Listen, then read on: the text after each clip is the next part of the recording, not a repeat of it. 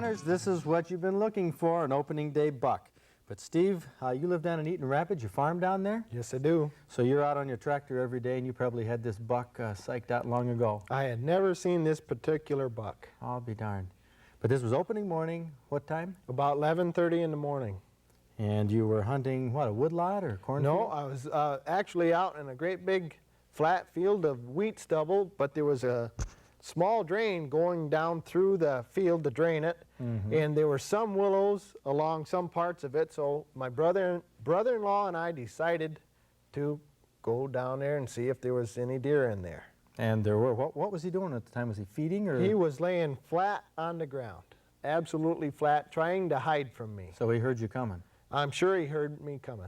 And so he got up and you got him a 16-pointer. What a fantastic rack. It's very symmetrical. And you say you never saw this buck before, all your times out on the tractor? I don't know where this buck has been. I do not.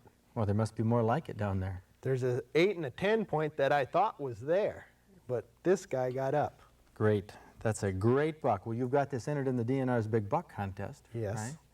Okay, well, you'll probably be back December 3rd, just 2 weeks from tonight on this show with this buck. Also get you down to Outdoorama on Big Buck Night. And I think we're going to have a sportsman's dinner coming up in January with Channel 23 and Michigan United Conservation Clubs and Michigan Outdoors. We'll get you in on that. In fact, any of you don't have to have a deer this big by any stretch of the imagination to get in on the Big Buck Contest, but we're going to have about 10 big bucks down on the show. Well, you farm down there in Eaton Rapids. Steve, have you done this all your life? Yes, I have.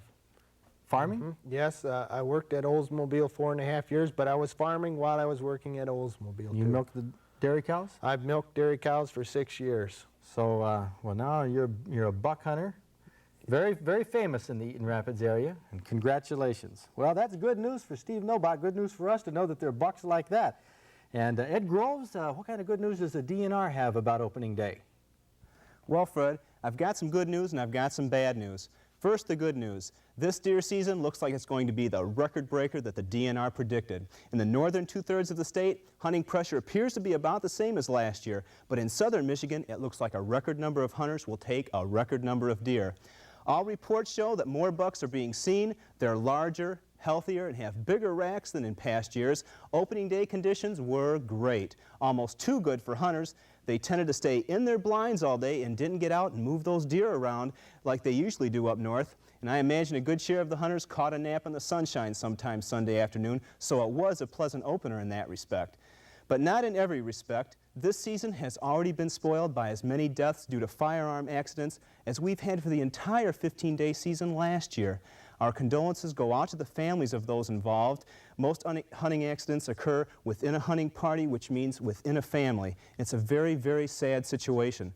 But we feel a need not to pass off or ignore these tragedies. They can be prevented, just like auto accidents can be prevented, by being more safety conscious. One fatality occurred while a 14-year-old was climbing under a fence with a loaded gun. Another 17-year-old fell out of a tree and shot himself. And that's one reason why hunting in trees with firearms is illegal. Several fatalities occurred when the shooters became so intent on shooting that deer that they didn't even realize that their own hunting partners were in the line of fire.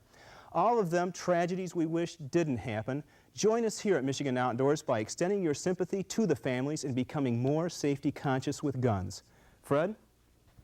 Well, Ed, that's sad news indeed. Those deer season fatalities sort of put a damper on the great deer season that we're having so far. Hopefully next year will be the year we can make it through without any deer season fatalities. Keep your fingers crossed on that.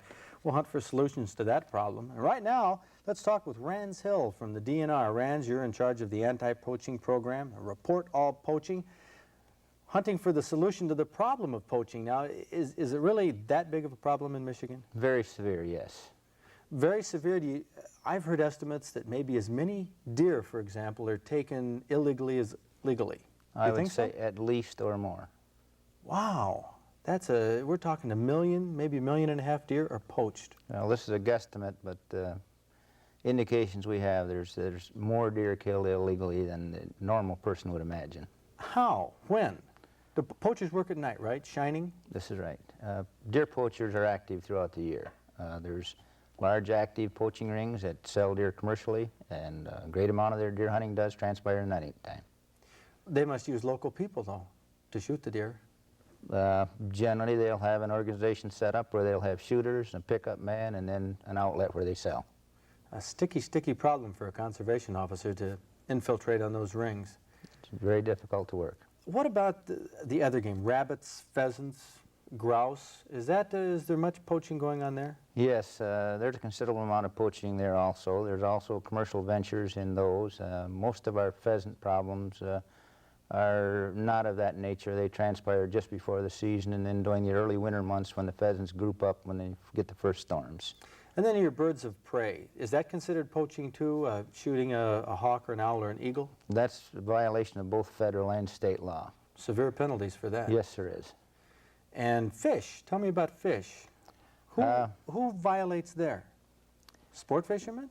Difficult to point your finger. There are some sport fishing violations, but they're not of the consequence of the commercial violator who violate to sell for monetary gain. Boy, well, where do people buy the game that is poached? I'm not asking you for a tip. I mean, I'm wondering, where does it go? There are many outlets. A lot of the fish that are shipped out of state, there are a lot of fish sold within the state. Generally, the sellers are very careful that they only sell to known persons that they can trust. It's difficult to get into an organization that you can buy from. Does any of this make its way to restaurants? Is there any chance that you eat in a, little quickie joint that is maybe, a sleazy-looking operation, have a hamburger and might get some venison? It's very possible. In fact, it's a fact. Venison and walleyes and things of that nature. Well, if someone wants to call this hotline, call the 800 number toll-free, what type of information, what level should they put it on? In other words, they hear people shooting at night, or they suspect they have some illegal meat that they know about that's being sold? Is that part of poaching too? Yes, it is. The information we generally want from the individual in the field is information on all ongoing violations and violations of selling, like you mentioned. Okay, well, this is funded, of course. 25 cents of everyone's hunting and fishing license goes for the RAP program, and will for the next 2 years. We got about 2 years left. And you've had, what, 10,000 calls? We've had in excess of 9,000 calls from the public. And when they finally turn into arrests, what have the judges done? Have they been letting them off? Our conviction ratio has been excellent, ranging between 95 and 97%. Terrific. Well, folks, keep on calling if you're aware of any violations, any poaching violations. We'll crack down on this problem in Michigan through the DNR. Thank you, Rands. It's worth my 25 cents. I hope it's worth yours. Now let's go to a wildlife sketch right now of some bucks, some big bucks that lose their antlers in September. And right there is a set of antlers that were lost by a buck in September. John Nullist from the Houghton Lake Research Station up there a little north of us, a wildlife technician. Right. Well, you're in charge of the Porter Ranch, the place where the deer lose their antlers in September. What is the Porter Ranch anyway? I don't think a lot of people are aware of what's going on up at Houghton Lake. Well, Fred, Porter Ranch, also known as the Houghton Lake Wildlife Research Area, it's one of 2 deer research stations in Michigan. The other one is located in the UP. We're primarily involved in nutritional studies at the research pens there. Well, how many deer do you have? We've got approximately 120 deer in the pens now. What do you feed them? We feed a pelletized food that we find that is about the best that we can feed them from commercial food. And of course, is this anything like the deer eat naturally? No. What is the best thing for deer? Well, in the summertime, there's no problem as far as deer food. They've plenty of grasses and things. Winter is a critical time, and this is where we've been involved in looking for some of the better winter foods. Of course, cedar is probably the best. However, it's not available to the deer anymore. Mm-hmm. Because of the over-browsing that's gone on? Yeah. In most of your cedar swamps, the browse line is above what the deer can reach. Yeah, so this research you're doing up there is very important. Right. Affects the future of the nutrition of the deer herd, what we're going to do to solve the problems. Well, you're chasing these deer around here, trying to get them in different pens, and of course you keep them in pens up there, which leads into the story about why they lose their antlers in September. How do deer act in pens? Do they become tame like cattle? No, they usually never lose their fear of man, and these bucks here are particularly dangerous at this time of the year when they're in the rut, and we have to be careful. That's one of the reasons that we saw the antlers off, and another reason is to protect the does from the bucks. A doe in the wild can get away from a buck, but one in the pens here, he can get her cornered and tear her apart with those antlers in no time. Of course, he tears her apart if he doesn't fulfill his base Right. desires. Right, if she isn't ready, then A lot of people don't understand that a doe is only in heat in the month of November, maybe only 1 day, 1 or 2 days. right, The rest of that time, the bucks are chasing him. that's true. Well, right here, in order to get this buck down where you can saw the antlers off, Dr. Fay, who's retired now from the DNR, used to work at Rose Lake, has shot it with a tranquilizer gun. It'll take 15 or 20 minutes to put it out. But you know, a lot of people think that the bucks are so smart because they're always behind the does. They think they send the does out. Yeah, this is sort of folklore almost that is maybe from the days of Bambi. Right, yeah, what they're doing is chasing the does. They spend, right now, during this month, they're spending a considerable amount of time chasing does. What does a buck eat in November? I mean, does he eat the normal browse? Well, at this time of the year, if you've got a good acorn crop, then they're going to be feeding quite heavily on the acorns. However, if, like this year, we don't have a very good acorn crop and they're eating what grasses they can still get, and they won't go to browse until after we get the first deep snowfall. Well, I had heard that bucks don't eat as much during the rut. No, they're more concerned with chasing does at this time. They lose considerable weight and go into the winter in rather bad shape. Year after year, this True. is typical. Well, what here is you're sawing the antlers off. Does this affect the temperament of a deer at all to have its antlers removed? Right, they take a lot of pride in these antlers, and it's something that they're careful with through the growing period during the summer, and they're in the velvet. They're very susceptible to damage, and they take real good care of them, and these deer will actually mope around for a few days after these antlers are cut off. Oh, I didn't know that. So you're not only removing the the dangerous part of them, but it sort of takes their spunk away. True. That only lasts for a few days, however. Oh, and they get a little rambunctious Oh, yeah. again. The research that you've done up there on nutrition, you know, a lot of people, they think that we should just go on a big campaign to prevent starvation by maybe getting a lot of helicopters and drop corn and hay from planes to the starving deer. What happens if you do that?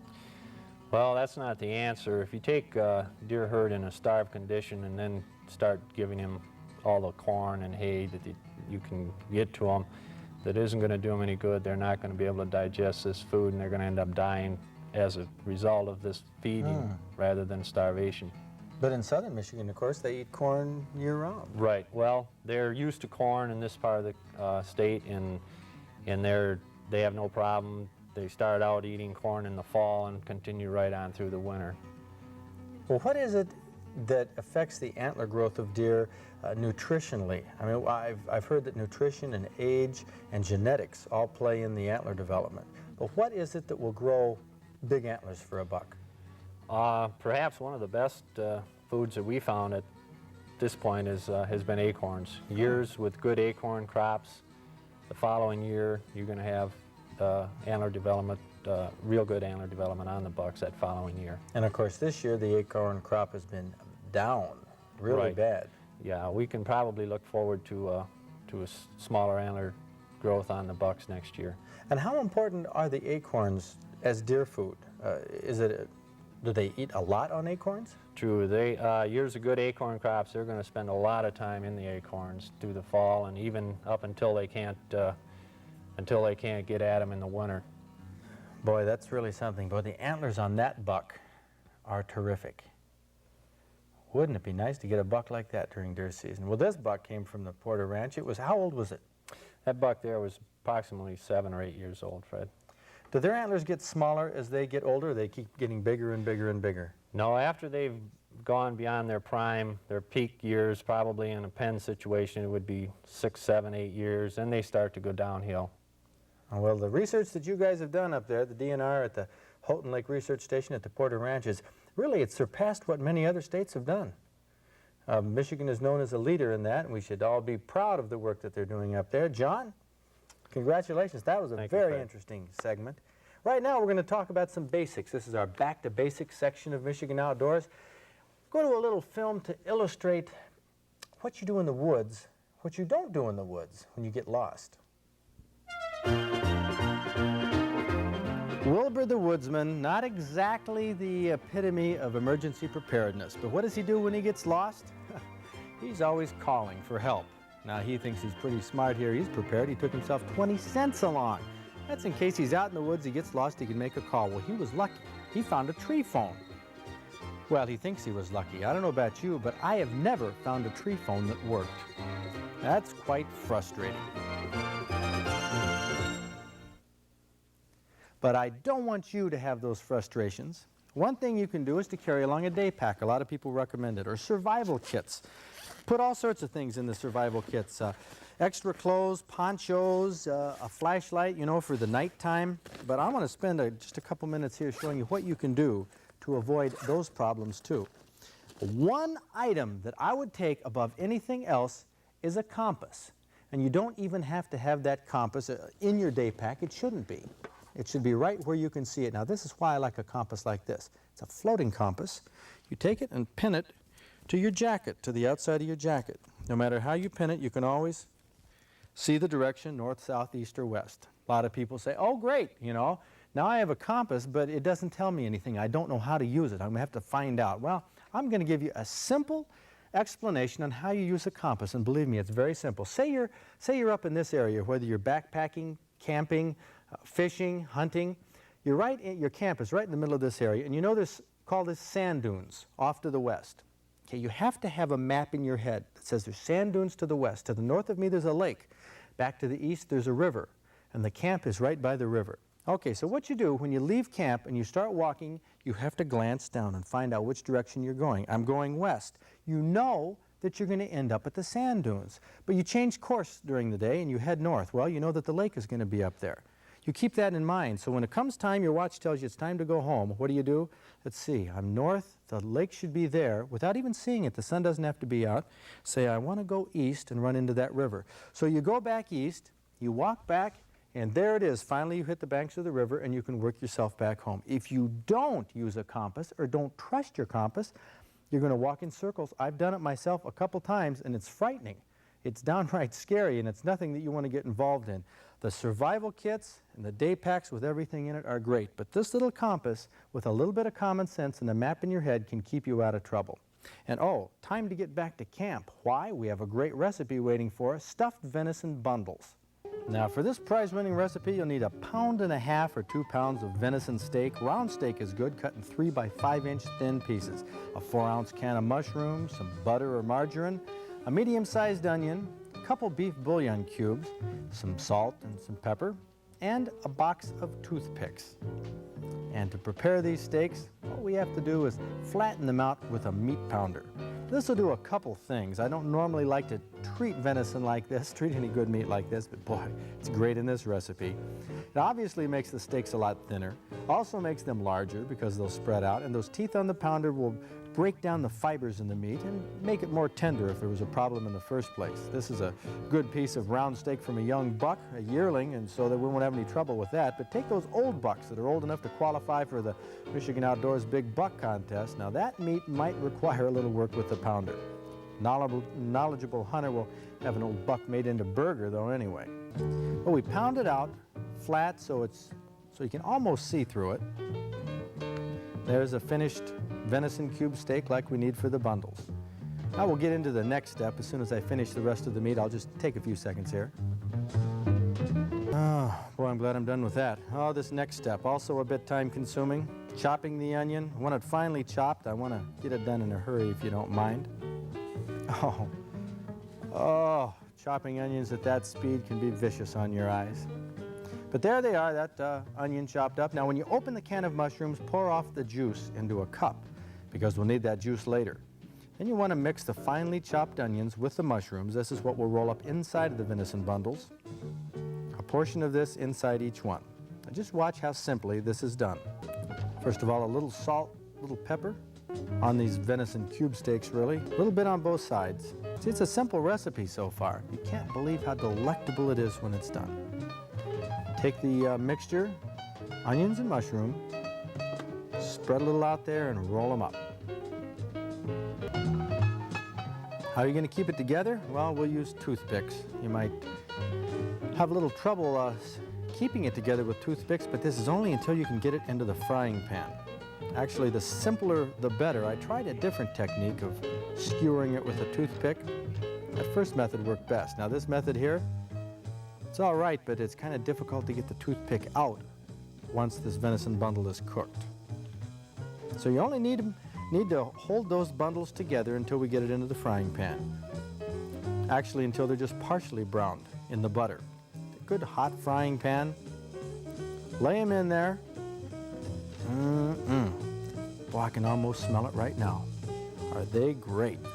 Now we're going to want to get a good cup of hot water from the tap. Even might be a better idea to boil the water first, because we want to dissolve the 2 beef bouillon cubes in the cup of water. Oops, we got to get back there and turn over those bundles. Don't forget that. They don't take long to cook. They don't take long to brown because that meat is very thin. But we have the bouillon cubes dissolved in the cup of hot water. Then you want to stir in the mushroom juice, remember, that we saved from the can?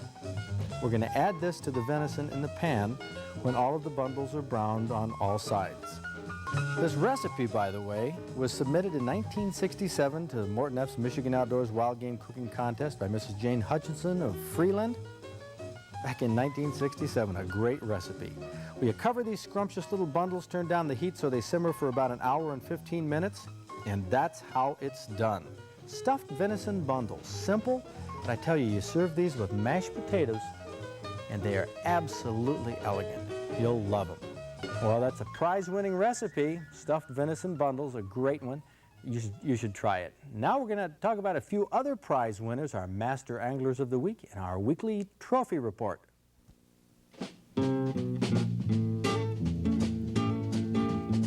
This fish is a sauger, a cousin to the walleye. It's 6 pounds 3 ounces. Tom Quaw from Saginaw is only a ½ pound short of the state record. Took it in September in Torch Lake, Houghton County. Here's a cousin, not a cousin to the catfish, but it is a dogfish. It's also called a bowfin. 12 pounds, caught a couple weeks earlier. It would have temporarily been the state record. Mike LeClaire from Everett caught it from Lake Miramichi in Osceola County. Another close to state record fish is this 12-pound, 2-ounce whitefish caught off Manistee in August on a flutter spoon. Glenn Carr from Adrian was the lucky master angler. Now, actually, Glenn was really fishing for this fish right here, a lake trout. This 20-pounder, taken off Benzie County by Clarence Banky from Gladwin, also towards the end of August.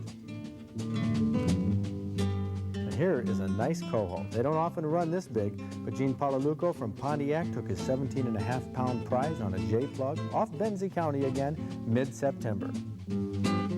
But take a look at this. The Master Angler Trophy of the Week. We'll have to give it for length of nothing else to this Great Lakes muskie. Believe it or not, the fellow who caught it is 11-year-old Brian Regan of Marine City. His story goes that in August he was fiddling around the St. Clair River casting a bare hook, no bait at all. Why bother when you can catch a 25-pound muskie 53 inches long? Congratulations, Brian. You're the Master Angler of the Week. Well, 11-year-old Brian Regan doesn't have that fish anymore, didn't get it mounted. They ate it already. But what a story, how he caught it on a bare hook. He's going to be on Michigan Outdoors in just a month or two to show us and explain how he did that. Great story.